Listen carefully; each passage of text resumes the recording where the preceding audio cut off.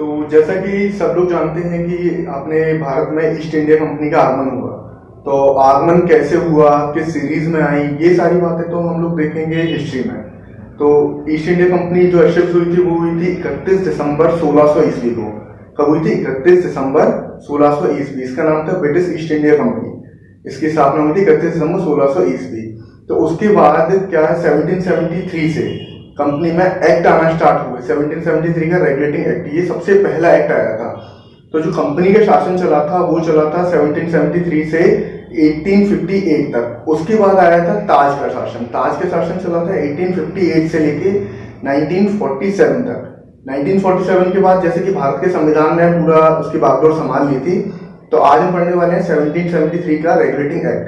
सबसे पहली बात तो यह एक्ट, इसके अंतर्गत ईस्ट इंडिया कंपनी का लिखित विवरण दिया गया था कि जो भी काम होंगे वो सब लिखित में दिए जाएंगे। दूसरी बात, यह अधिनियम भारत में ईस्ट इंडिया कंपनी के प्रशासन पर इंग्लैंड की पार्लियामेंट का संसदीय नियंत्रण रखने के लिए इस एक्ट को लाया गया था। क्या ईस्ट इंडिया कंपनी जो भारत में थी उस पर प्रशासन का इंग्लैंड की पार्लियामेंट के द्वारा नियंत्रण रखना था, इसलिए ये एक्ट आया हुआ था।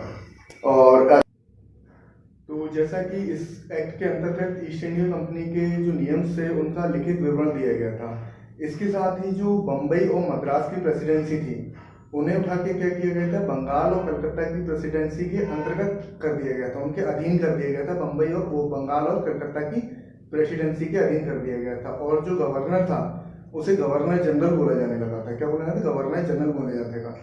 अधिनियम के अंतर्गत 1774 में उच्चतम न्यायालय की स्थापना की गई।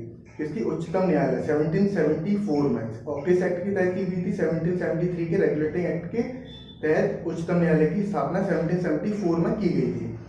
इसके अंतर्गत 4 इसके न्यायाधीश थे, एक मुख्य न्यायाधीश और 3 अन्य।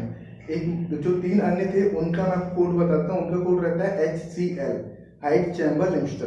क्या? हाइट चैम्बर लिमिस्टर। ये 3 थे।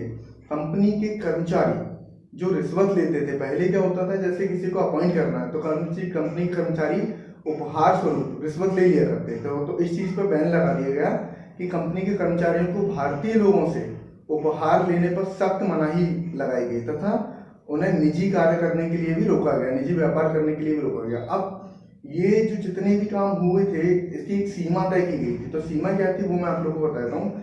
कलकत्ता में कंपनी के प्रशासनिक क्षेत्रों तक, कंपनी के कलकत्ता में कंपनी का जो प्रशासनिक क्षेत्र था वहां तक ही ये नियम लागू हुए थे। इस न्यायालय के निर्णय के विरुद्ध, इस न्यायालय बना था 1774 में, इस न्यायालय के विरुद्ध अगर किसी को अपील करनी है तो वो अपील प्रीवी काउंसिल में की जा सकती थी।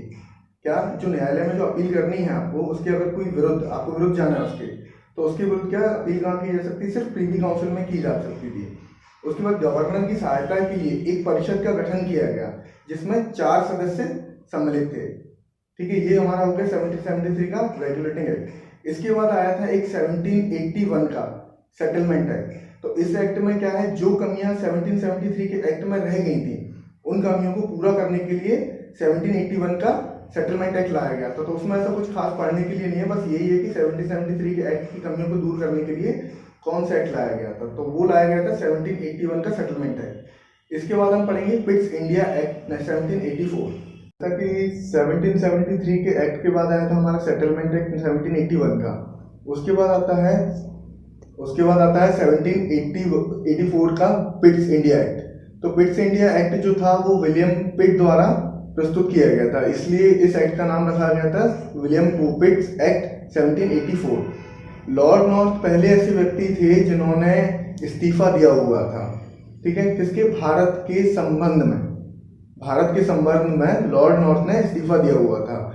इसमें कोर्ट ऑफ डायरेक्टर और कोर्ट ऑफ कंट्रोल का गठन किया गया। कोर्ट ऑफ डायरेक्टर का काम था कंपनी की आर्थिक गतिविधियों को संभालना, और जैसा कि जो बोर्ड ऑफ कंट्रोल था उसका काम था कंपनी की राजनीतिक गतिविधियों को देखना। राजनीतिक गतिविधियों के लिए एक 6 सदस्य सम्राट द्वारा नियुक्त किए गए थे। किसे? राजनीतिक गतिविधियों को देखने। जो सम्राट था ब्रिटेन का, उसके द्वारा 6 सदस्य नियुक्त किए गए थे। इस अधिनियम के अंतर्गत कर्मचारी जो घोड़े कर्मचारी थे, मतलब कि जो फिरंगी थे, उनका क्या था? अपराधियों के अपराध की सुनवाई के लिए लंदन में एक विशेष न्यायालय की स्थापना की गई थी। जो गोरे अपराधी थे उनकी सुनवाई के लिए लंदन में एक विशेष न्यायालय की स्थापना की गई थी। पिट्स इंडिया एक्ट में पढ़ने के लिए सिर्फ इतना ही है, बाकी जो रहता है वो इतना काम का नहीं है। काम का ऐसा नहीं है कि कुछ भी नहीं है, बट ये है कि जितना मेन है वो इतना ही है। उसके बाद अपन पढ़ेंगे 1786 का चार्टर एक्ट, जिसे कहते हैं राजलेख अधिनियम। इसे बोलेंगे राजलेख अधिनियम। 1786 का चार्टर एक्ट, राजलेख अधिनियम। बंगाल के गवर्नर जनरल को परिषद बहुमत के विरुद्ध वीटो प्राप्त हुआ। वीटो का मतलब होता है जैसे जो परिषद है, जैसे मान के चलिए परिषद में 8 सदस्य हैं, वो सब किसी एक चीज पर बहुमत है, मतलब एक चीज पर वो मत करते हैं, परंतु गवर्नर चाहता है कि कुछ अलग हो, तो गवर्नर को ये वीटो प्रोवाइड कर दिया गया था कि जो गवर्नर चाहेगा वही होगा। ऐसे कहते हैं वीटो शक्ति का प्राप्त होना। तो बंगाल का जो गवर्नर जनरल था उसको परिषद के विरुद्ध क्या मिला था? वीटो शक्ति प्राप्त हो गई थी। गवर्नर जनरल को भारत का मुख्य सेनापति बनाया गया था। किसे? गवर्नर जनरल को। तो जो लॉर्ड कॉर्नवालिस थे, लॉर्ड कॉर्नवालिस ऐसे प्रथम व्यक्ति थे जिन्हें गवर्नर और मुख्य सेनापति दोनों की शक्तियां प्राप्त थी। अब हम लोग स्टार्ट करेंगे 1793 का राजलेख, है ना, चार्टर एक्ट, जिसे अपन कहते हैं चार्टर एक्ट। 1793 चार्टर एक्ट, राजलेख अधिनियम।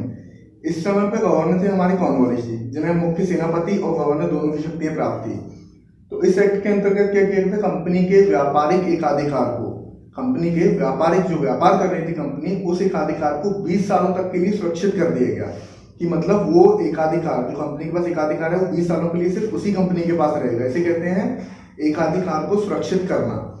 कंपनी के सभी कर्मचारियों का वेतन भारतीय राजस्व देना निश्चित किया गया था। ये कहीं ना कहीं भारत को दबाने की एक एक्ट था, दबाने वाला, क्योंकि जब कंपनी के लिए कंपनी के लिए जो वर्कर कर रहे हैं वो पूरा चार्ज अपना सम्राट के लिए करेंगे, बट होता क्या था, उनका राजस्व जो वेतन जाता था वो हमारे भारतीय राजस्व जाता था। प्रांतीय गवर्नरों को भी वीटो शक्ति प्रदान की गई। जो प्रांतीय गवर्नर थे उनको भी वीटो शक्ति प्रदान की गई थी। तो 1793 की चार्टर एक्ट के बाद आता है 1813 का चार्टर एक्ट, मतलब 1813 का राजलेख अधिनियम। कंपनी के एकाधिकार को पूर्णतः समाप्त कर दिएगा। क्या हुआ? कंपनी के जो एकाधिकार मिले हुए थे उन्हें व्यापार के, उन्हें पूर्णतः समाप्त कर दिया गया। तो इस तरह इंग्लिश कंपनियों का भारत में प्रवेश का रास्ता प्रशस्त हुआ। इसका मतलब होता है जैसे किसी कंपनी के पास एकाधिकार है, कॉपीराइट जिसे आजकल अपन बोलते हैं, तो कॉपीराइट में क्या रहता है, एक बंदा एक ही चीज कर, अब उस कॉपीराइट को अपन ने हटा दिया, कॉपीराइट या एकाधिकार को खत्म कर दिया, तो उसके बाद क्या है, कोई भी अदर इंग्लिश कंपनी इंडिया में आके अपना व्यापार शुरू कर सकती थी। तो इसका मतलब ये था। तो 1813 का जो एक्ट था उसमें कंपनी के एकाधिकार को पूरी तरह खत्म कर दिया था, तो और अंग्रेजी कंपनियों के आने का रास्ता प्रशस्त हुआ। ईसाई धर्म के प्रचार हेतु मिशनरियों का भारत में आगमन की आज्ञा मिली। तो ईसाई धर्म जो था उसके प्रचार प्रसार के लिए इस मिशनरियों को भारत में आने की आज्ञा मिल गई। तो मतलब उन्होंने अपने ईसाई धर्म का प्रचार प्रसार किया। अब से अंग्रेजी शिक्षा में 1 लाख रुपए वार्षिक खर्च करने का प्रावधान किया गया कि जो अंग्रेजी शिक्षा थी भारत में, अंग्रेजी शिक्षा को आगे बढ़ाने के लिए 1 लाख रुपए वार्षिक खर्च करने का प्रावधान बनाया गया। चाय और चीन के व्यापारिक एकाधिकार अपनी कंपनी के लिए सुरक्षित रखे गए थे। चाय व चीन के लिए इनके व्यापारिक एकाधिकार थे, वो अभी भी कंपनी के पास ही थे। तो 1813 के एक्ट के बाद आता है अपना 1833 का चार्टर एक्ट, जिसे अपन कहेंगे 1833 का राजलेख अधिनियम।